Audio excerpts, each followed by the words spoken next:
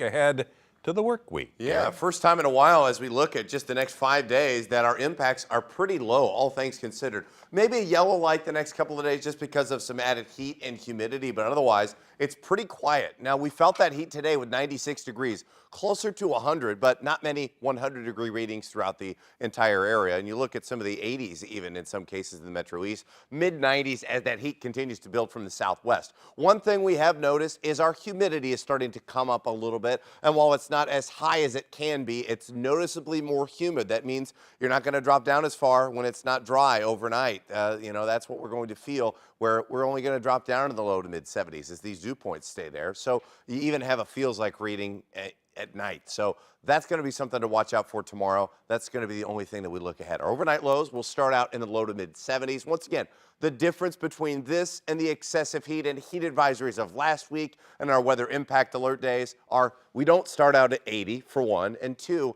our heat index readings are not quite as significant. Now, as we look at the position of this high, it's a little bit larger, more expansive, and more of the storms are north of us. We're not on the edge of this where we had those repeated opportunities for storms and severe weather. It seemed like every single day that crawls on the bottom of your screen.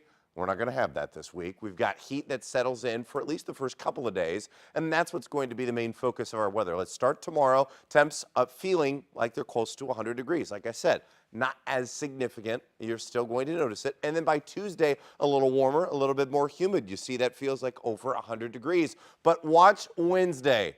That's non-existent. It feels like 85 and actually is probably close to 85. And as a result of this pattern change, we'll worry about the first couple of days being on the warmer side. But look at the expected rainfall August 14th. And I'm not going to say it's not going to rain at all, but our rain chances are slim to none the next few days. Temperatures start off tomorrow, 98 degrees, both days. And as that front passes, it's not out of the question that we'll see the potential for a shower. This is very brief and very light. As we go throughout the next few days, we go from the 70s in the morning to the 60s in the morning, and that's the main difference as we start off tomorrow. Like I mentioned, 89 is our average high. We're above it the next couple of days. We're pretty much below it the next 5 to 7 days, and we don't look like we're going to get too extreme.